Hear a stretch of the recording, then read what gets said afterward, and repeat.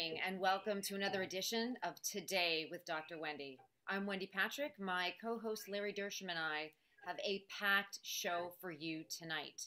So much for 2021. We thought we'd get a little bit of a breather at the beginning of the year. People would have an opportunity to relax and make some more uplifting resolutions. Instead, we are fresh out of the gate with controversy, with contentiousness, and with the type of conflict that characterized much of 2020. But let's get right into it. Let's see if we can get a handle on what's going on. Let's talk about the headlines, and let's also see if we can find a bit of a silver lining. We are challenged on this show to always bring you that. So, one thing everybody is talking about today is we have 11 days left in President Trump's administration.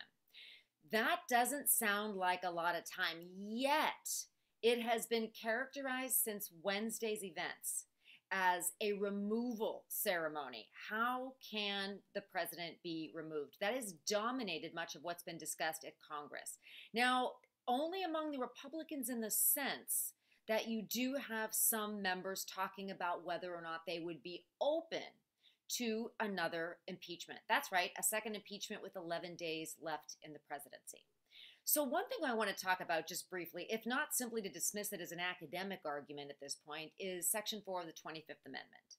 Now, this is the amendment that basically, if it were ever used, which it won't be because Vice President Pence has no appetite for using it, but this would be the provision where you would involuntarily remove a president because he or she is unable to discharge the powers and duties of the office. That's the language.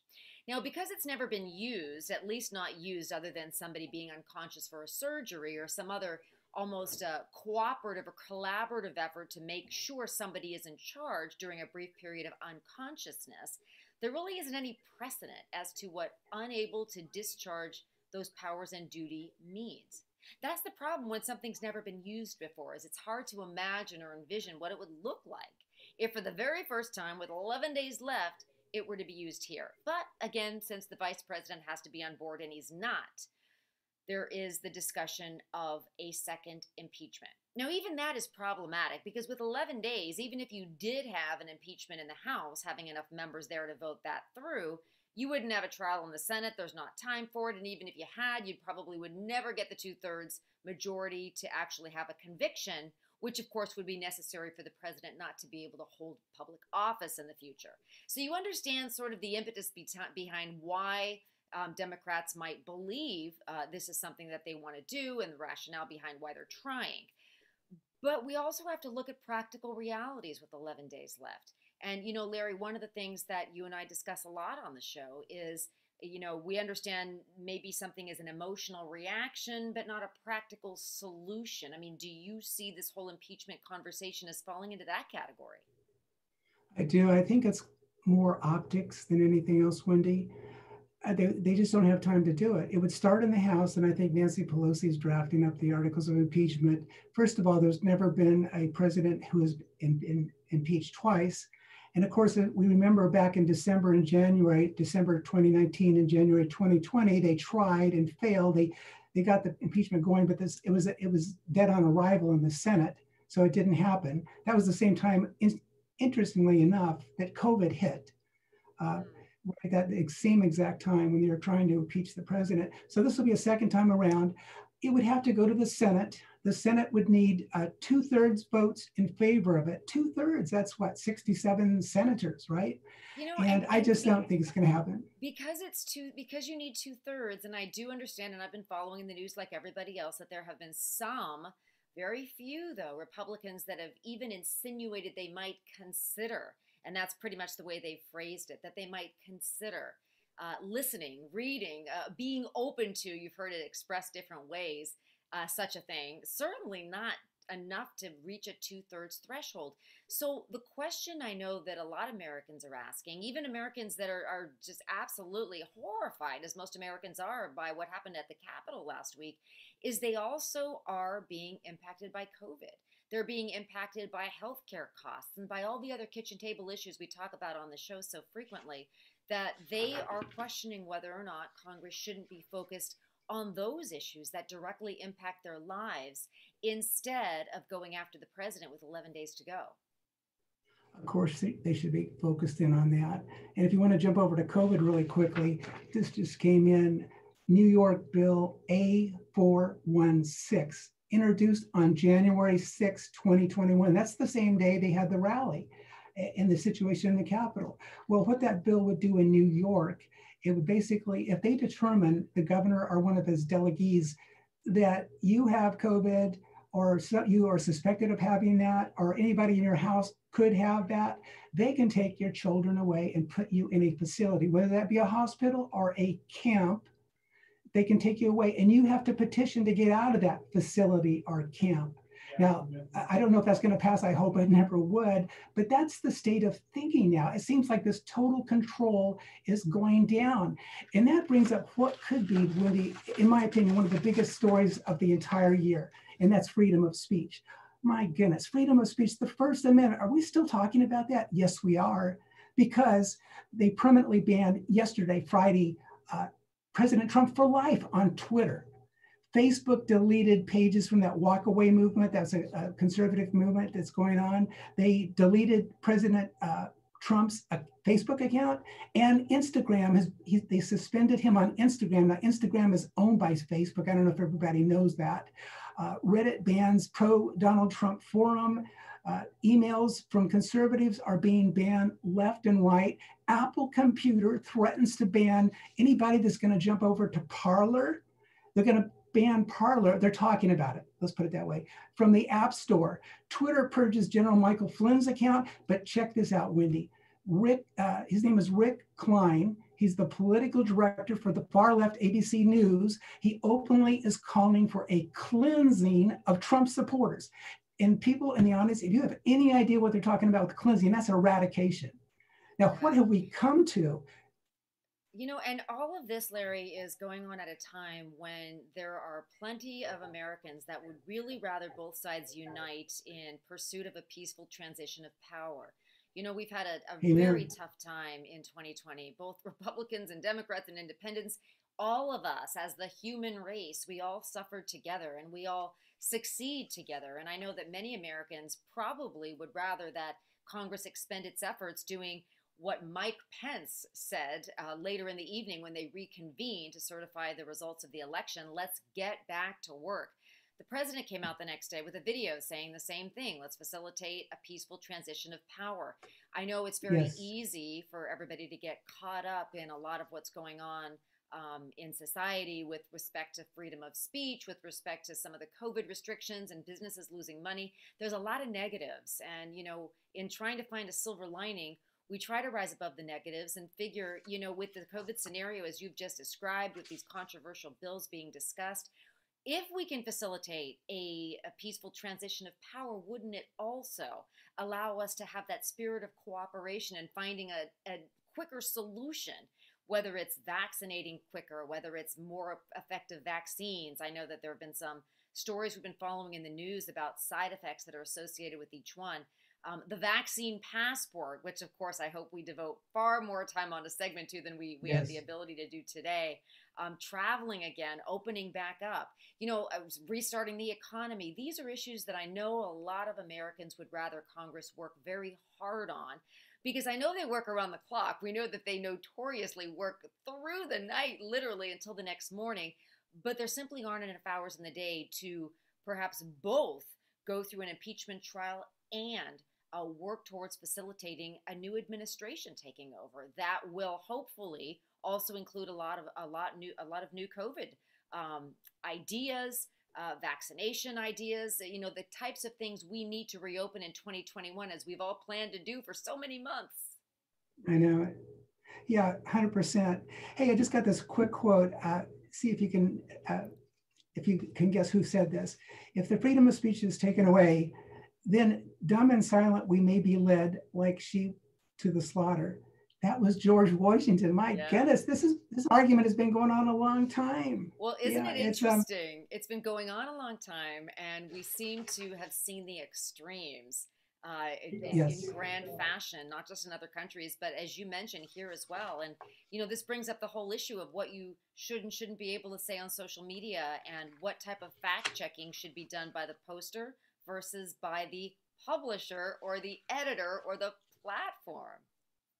Exactly. And just quickly, with that rally in, was it Wednesday? That was so peaceful and so loving. I actually have friends that were at that event, and they said there was another group of people that were dressed like Trump supporters, but you could tell by their spirit, their face, and their slang, their cussing and so forth, they were not Trump people. And they were mixed in. I would guarantee it, BLM and Antifa were mixed in with that audience, and I think they had a lot to do with that ruckus that happened at the Capitol building. We always want to make sure, or as a red flag, we're on the lookout for attendees that attend a rally in riot gear. We saw a lot of that last year. We're seeing it again this year already.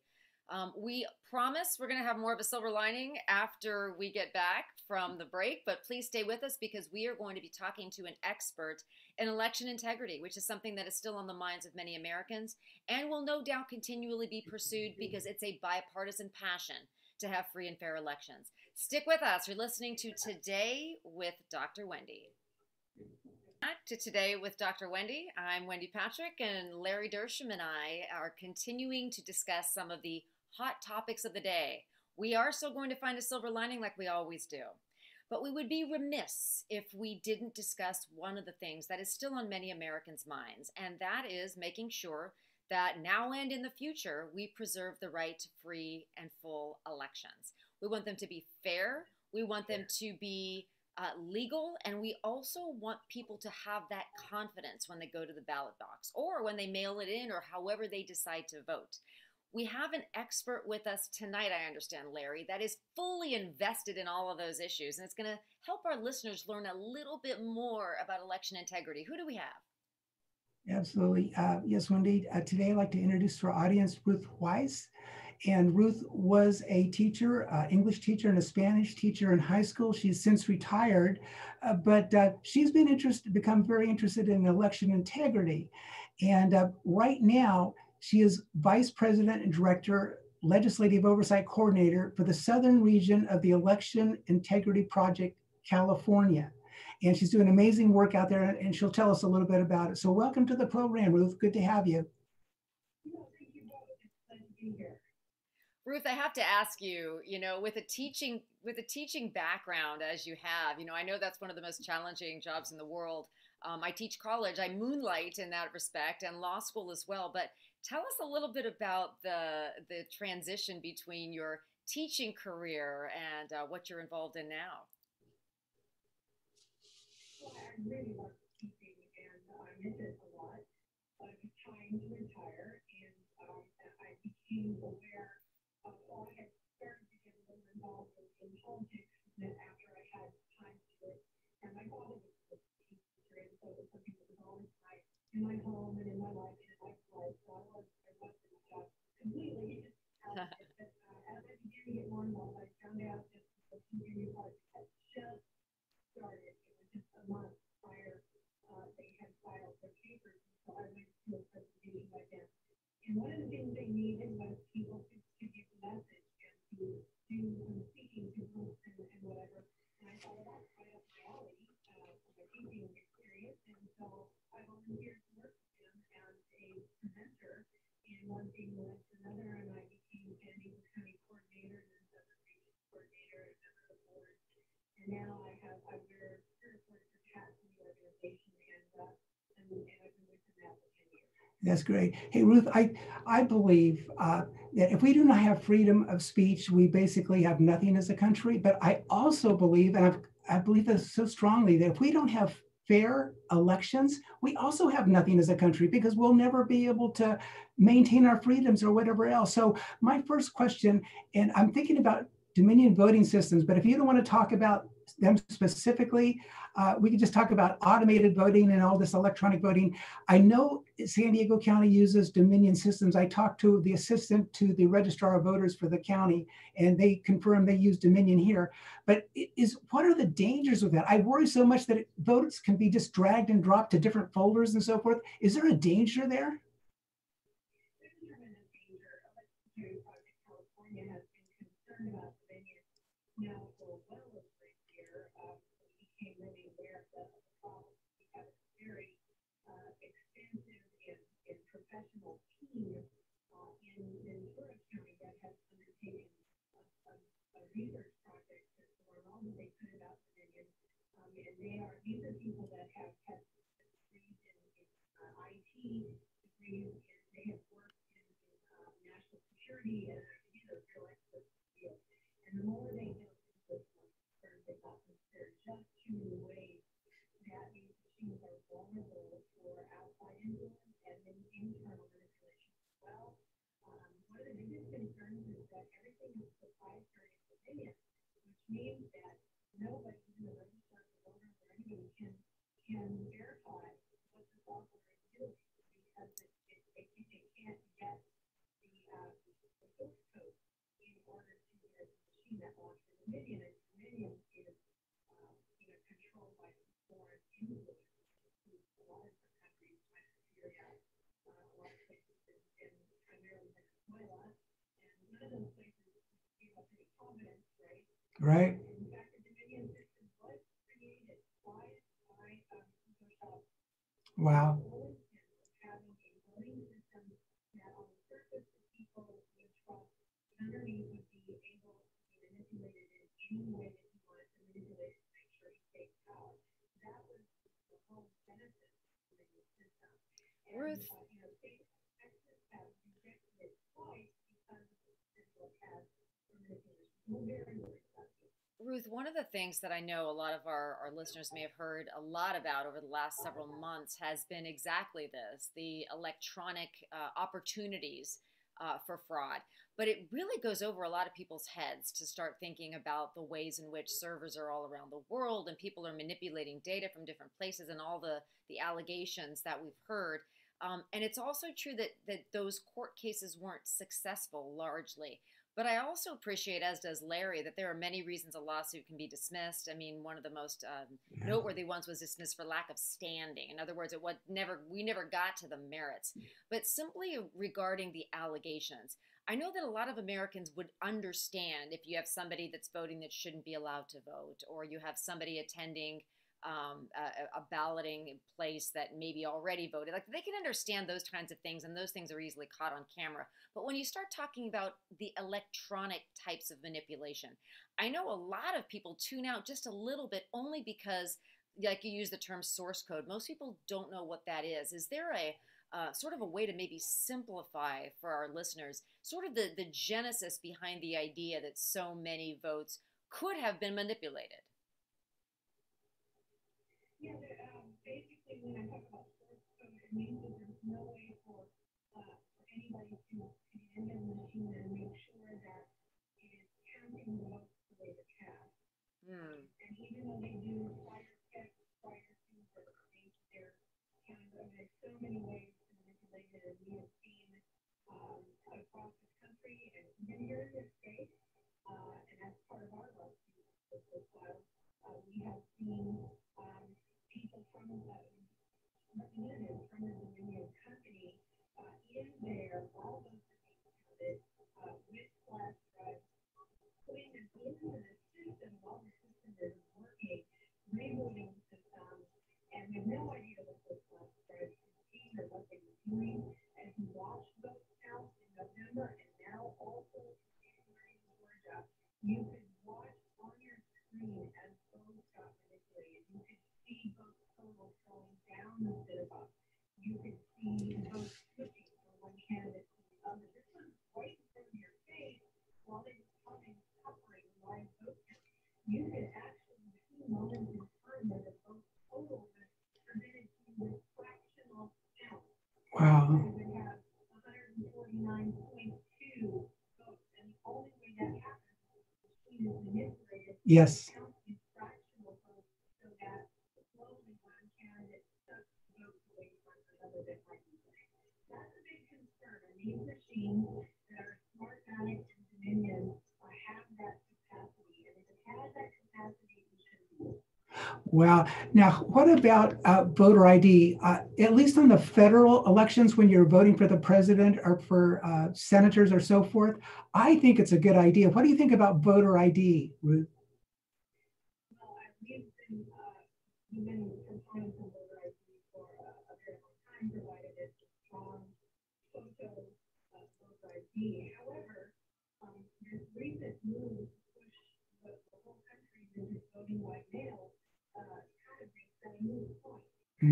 Voter ID is most effective, of course, when you are showing up to the polls and voting in person and proving who you are. There are ways to make ID required as part of voting by mail, but it's more complicated and a little easier to manipulate. And voting by mail is the single most dangerous Yes. move for election integrity that this country has ever made. And of course, you put these machines on top of that, and you have a very good reason for people to be mistrusting, and that is death to a country that Yes. in a democratic process. That's right. So absentee voting is okay, but when you have to request it, but that just blasting out these ballots to everybody, that's not a good idea, I don't think. And I don't think you think, yeah, right. Okay. We have always said that we should go back to the absentee ballot, which is the ballot that you request election by election, and you prove that you need to have it, that you're not just voting by mail because you're being careless, because you're being flippant, or because you're being lazy or whatever reason. That we should have that, and that people like go out and take care of all those,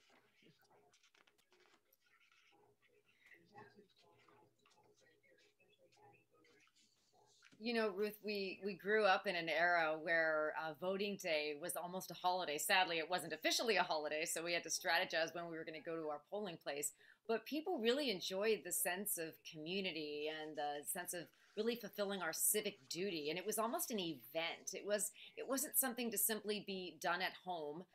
Or done at night or done in our off time, but we really liked the whole idea of getting dressed up, going to the polls, even if it meant we had to stand in line. So you know, it's wonderful that you're involved in this venture. I only have a few seconds left, but can you just give a shout out about what your website is in case people want to learn more? Right, our website is EIP-CA.com. EIP-CA.com. Click on the California icon, and you can read all about the philosophy of this file. Some of the more important media releases we have put out. Terrific. Thank you. Yeah. Thanks, Ruth. Thank you for joining us, and thank you to our listeners. We are wishing you a wonderful, safe weekend. Please join us next week for more of Today with Dr. Wendy, Headlines with a Silver Lining. Have a great week, and God bless you.